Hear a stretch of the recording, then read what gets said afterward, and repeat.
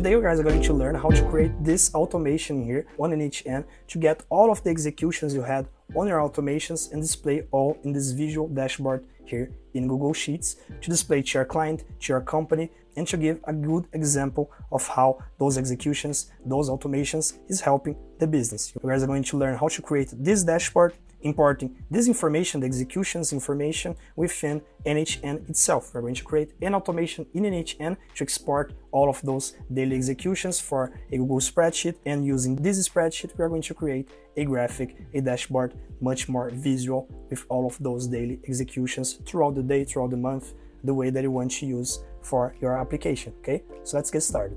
Okay, so let's start our project in n8n. We're going to create a new workflow. We're going to see a blank dashboard in here, and we're going to create the first node of our automation. So for our first step, we're going to create a schedule, what is like the period of time that we want our automation to start, to trigger, right? So we're going to select on a schedule, and in here you guys can set the trigger interval. So you want to trigger this within seconds, minutes, hours, days, weeks, months, what day, what hour you want to trigger this automation. So since we are going to manipulate information that we're going to get throughout the day, right? We want to get all of the executions we just ran from the workflows in one day. We're going to set this trigger for days, days between triggers 1. So we want to trigger this every single day. In the moment of the day, I'm going to set for 11 p.m., 11:50 p.m. for example. So we are ending our day, then we say to n8n to run the automation to get all of the executions from that same day, right? So that is going to be our schedule trigger. If you guys test this schedule triggering here, you guys are going to see that we receive a timestamp like this with the date and the hour and the time zone as well. But thinking about the future, we don't want to manipulate this kind of data in our spreadsheet to create the dashboard, right? We want to manipulate just the date, for example. Otherwise, Excel or what program runs your spreadsheet is not going to understand very well. We are not going to be able to filter in the way that we want. So we had 100 executions in this day, 100 executions in that day. So we want to format this to receive just our date without the hours, without the time zone as well. So we're going to add another node in here, which is data transformation. We are going to transform this timestamp into a simple data, into a simple date in this case. Let's choose date and time. Let's format a date. Once we are here, we're going to choose our timestamp, drag and drop here in our date field. Okay, now we have our variable of timestamp set here in our date time format. What we want to display, what format of date we want to display, you guys can choose in here month, day, and year. But in my case, I'm going to choose year, month, and day separate by dashes. Okay, for me, this is the best way to format my date. So choose the best way to format your date. We are going to choose an output field name in here. I'm going to leave as the default name, formatted date. Let's test again this step, and we are receiving the date that we wanted in the format that we wanted to receive. Now let's go to the next step, which is creating our HTTP response, our HTTP request to receive all of those executions from our n8n workflows, right? So let's click the plus sign in here to add a new node, and let's type in here HTTP, and we can see that we have the node HTTP request. Let's choose this node, and let's configure what we want to receive in here, which is all of the executions we have in the day from n8n, from our workflows, right? The method is going to be get. Okay, we want to get this information. Authentication, we're going to set for predefined credential type because we want to use the API from our account, from our n8n account. Let's choose predefined credential type. Credential type, let's type n8n in here, n8n API. Okay, now we are going to select a credential, right? In this case, you guys can create a new credential, and in here is going to ask us for an API key from n8n itself, okay? And our base URL for that API. In this case, in order for you guys to create a new API, you guys can click these 3 dots in the bottom left in here, settings. Let me save my project for now. Let's choose settings again. We're going to open our settings, and in here n8n API, and you guys can actually create a new API in here, copy this code, right, that you are able to see only once, right? Copy this code and set there in our project as the API key for our n8n node. So in here, you guys are going to create this new credential in here, paste that API key in here, and set the base URL, which is going to be your name for your app .n8n cloud, right? API v1. And once you save, you're going to set your n8n account in here, your credential for the n8n account. In URL, you're going to use the same thing that you just used in the API credential, but with just something different. We're going to set, let me close this tab in here, we're going to set our account URL, then we are going to use API, v1 as well, and we are going to use executions. That's where we have the tricky part. Once we set the executions for the API from that account, we're going to get all of the executions that our workflows ran. Keep in mind that we're going to receive the executions from all of your active workflows, but we are going to filter what workflows we want to receive those executions in a while, okay? But for now, that's how you are going to set up your HTTP request. So if you run this step, we are going to see that we had an output of one item, but all of the executions we had in the day, okay? As you guys can see, we have an ID for the execution, finish it equals to true, mode manual, so it was like a manual form of executing something, and we have the date as well, started at the day, the time and the time zone, and stop it at the day, the time and the time zone, and we have the workflow ID. Okay, we are going to manipulate those informations to send that to our spreadsheet and deal with this information in there. Okay, but we are receiving all of the executions we just had from our app, from our n8n workflows, right? Now we just have to manipulate those executions, because we are not going to want all of the executions from all of the workflows. So in this case, we are going to create a new node in here called filter. This node is going to help us to remove items matching a condition. In this case, we have a lot of items, more items than we want to use, and we are going to use this node to filter those items that we don't want. In my case, since I want to filter the executions from the day, okay, I'm going to receive all of the executions from my n8n account, but I just want to receive the executions from the due date. So I'm recording this video on November 25, okay, so I want to receive the executions from November 25. If you want to receive the executions from a specific workflow, you can use actually a value is equals to another. So for example, I want to receive just this workflow in here with this ID. How can I see if this ID matches the workflow that I want? Because we don't receive the name of the workflow, we just receive the ID from this workflow. You guys can actually take a look in here. If you click these three dots in here and settings, you can see the workflow ID in here, and then you can actually see, okay, this workflow ID matches to this my workflow 5, for example, or the name of a workflow. So okay, this workflow is the workflow that I want to send the information to create my dashboard. Then here on filter, you are going to choose this value in here. So if my workflow ID is equals to this code in here, for example, let's set this in here.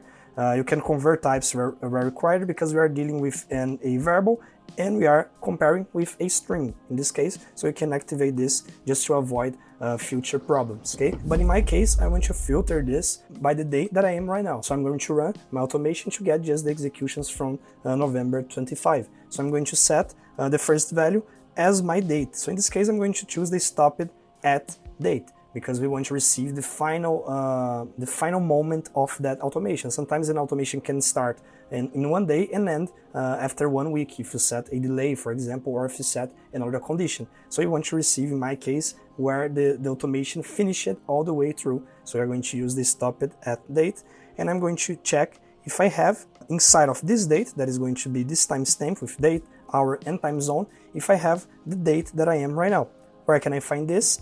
In the schedule trigger that we just got in the beginning, but in this case I'm not going to match the timestamp itself, because it's another format, right? You guys can see in here that we have the same date, a different hour, because we don't match the hour, we want to match the day. So I'm going to use the date and time that I just formatted in here, the formatted date. I want to see and compare with this date in here. Okay, so let's put here in value 2, but I don't want you to check if the first date is equals to this date. I want to check if this date in here is inside or contains inside of this date in here. So how can we check this? We can click in here, string contains, okay? So if this contains this date inside of it, then we are going to filter and we are going to pass to my output. And in this way, we're going to filter just the executions that we had in this date, the due date, since our automation is going to change the schedule trigger every single day. Now we are filtering just the executions we want from the due date. Now we can actually create the spreadsheet node to send the data that we want to our spreadsheet, now that we have all wrapped together. Okay, let's add our spreadsheet node in here. Let's choose in here Google Sheets, okay, in this case, and we are going to choose create spreadsheet for now, since we don't have this initial spreadsheet created yet. So we're going to create this using n8n to keep the same format that n8n requires us to send after all this data, because after we create this spreadsheet for now, we want to just update the same spreadsheet to create new rows on each day, because we don't want to lose any information from any date that the automation ran before, right? Because we want to actually create all of the process in our dashboard, okay? So in this case, we're going to select a credential. You can actually create a new credential in here as well. You can sign in with your Google Drive account, and then you are going to link with this account, and you can choose this credential in here. Since I have this credential set up in here already, I'm just going to choose my account in here, but you just have to sign in to your account, and then you are going to be connected to Google Drive. So we're going to create a new document, okay? The operation is going to be create. Then we're going to set a title. So I'm going to set dashboard video, okay, for the title of my document, and we're going to create a new sheet inside of this document, which is going to be data in this case. Now we have a document and a sheet inside of this document, and once we test this step, we are going to actually create this sheet there in our Google Drive account with all of the data we just sent. And now we just created a new document with a new sheet inside of this document in our Google Drive account. And if I scroll down here, we can see that we just created dashboard video spreadsheet, the document dashboard video, and inside of this document that we have here on Google Drive, we have a new sheet inside of this called data, right? And now we have the document. We just need to append to create new rows in here with our data. So we're going to change, once you test this step, you're going to create the dashboard, and now we can actually change the purpose of this node. We are not going to use this anymore since we just created our spreadsheet. Now we're going to choose to sheet within document, because we're going to change our sheet called data inside of the document dashboard video. Now we're going to choose append row, so create a new row in a sheet, right? Because we want to create new rows with all of the information we want to send.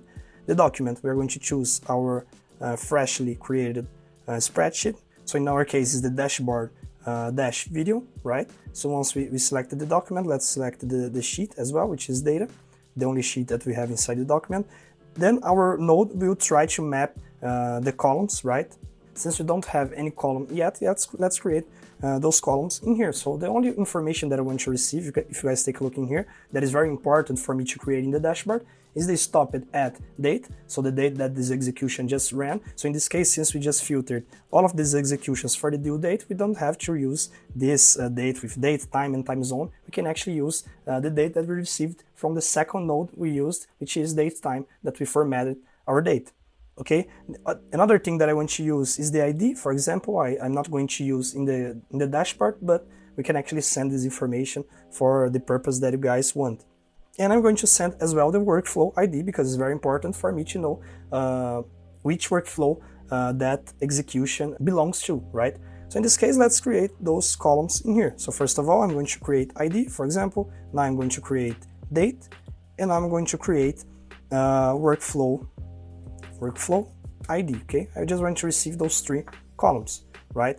And in here, if you guys take a look, if you retry to map automatically our columns from our spreadsheet, we're going to receive the columns that we just created in there. Now we just have to populate with the variables inside of each one of those columns. So ID, we are going to choose this ID in here.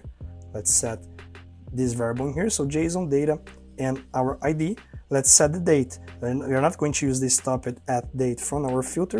We are going to use from our date time node that we just applied in our second step, because it's the same date that we have in each one of the executions, but with the format that we want to use, the format that is going to be much easier to apply to our dashboard. And workflow ID, I'm going back to my filter and drag and drop the workflow ID in here as well. Now we are passing the three informations that we actually need. And now if I test this step again, now instead of creating the spreadsheet that we have already created, we're going to send all of this information that our filter output for us, we're going to send to our spreadsheet.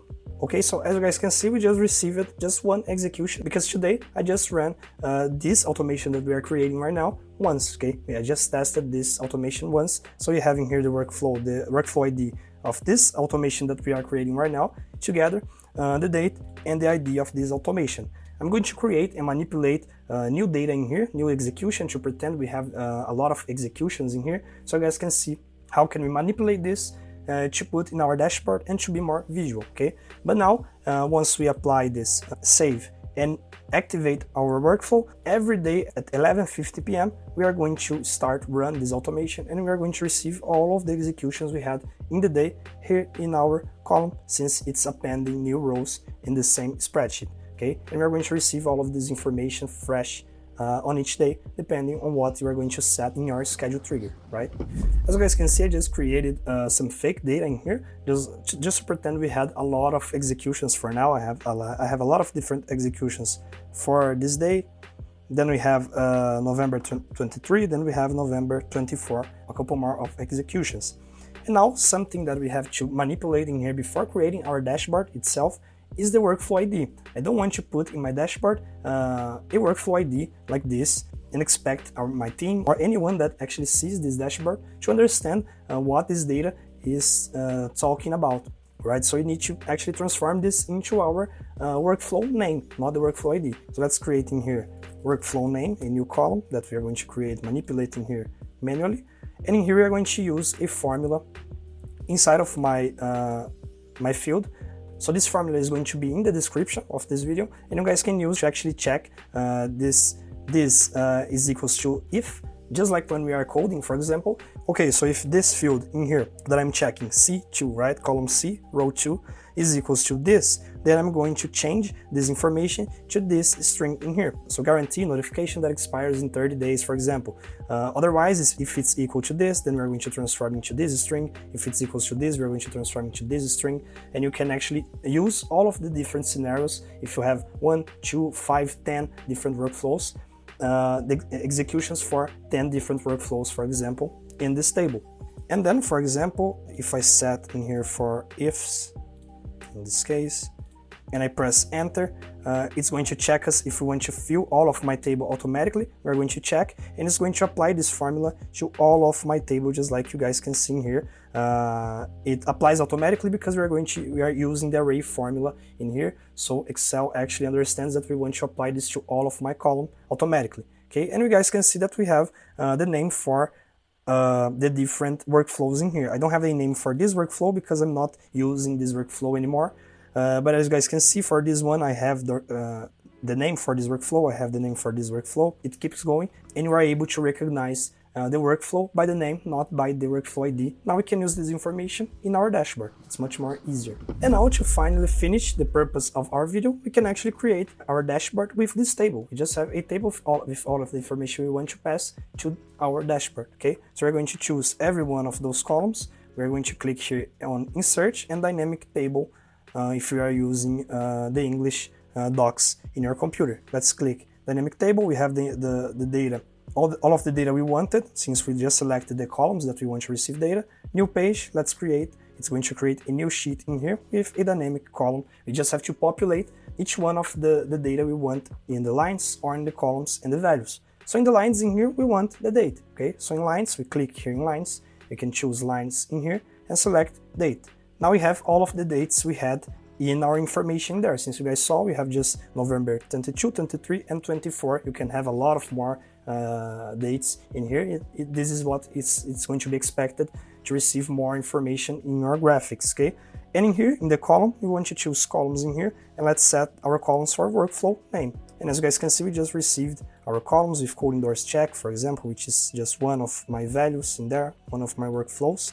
I'm receiving a total, and in these cases I have these two blanks because we have two IDs in there that we don't have a name properly, okay? You guys can actually set this to blank, for example, but it's not expected for you to receive a workflow that you're not using anymore. So it's supposed to be all of those fields with the right name of your workflows.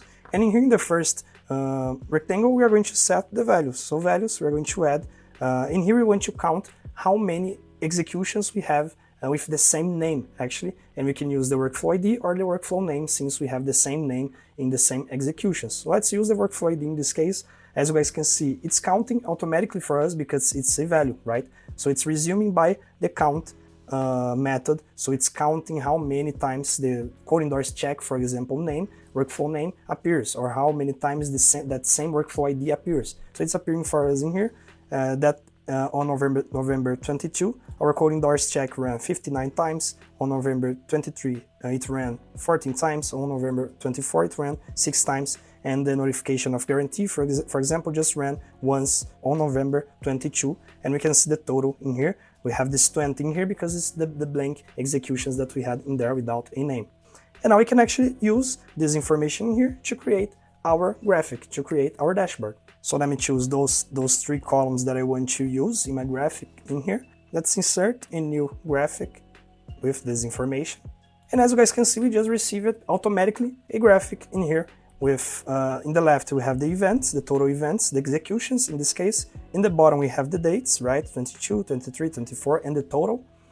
And in here we have code endorse check or notifications by guarantee in 30 days. And you guys can see the difference between each day, what day we had more executions, what day we have less executions, and in what workflows we had more executions. You guys can configure this and change the type of graphic you are going to use. You can change what you are seeing in X or in Y axis. You can personalize your graphic to change the colors for each one of your lines or columns, for example, and you can create different dashboards. You can actually create a dashboard just for code endorse check. You can create another dashboard just for notifications or for your workflow that you are going to use, and you can create a dashboard comparing all of those workflows to see which one is performing more, right? In this case, you can manipulate and create a whole dashboard to display to your team, to display to your client of how your automations or your workflows is helping the company or is helping your own business to be developed, right? So that's how you can actually transform and sending the information, the executions from n8n to Google Spreadsheet, Google Sheets,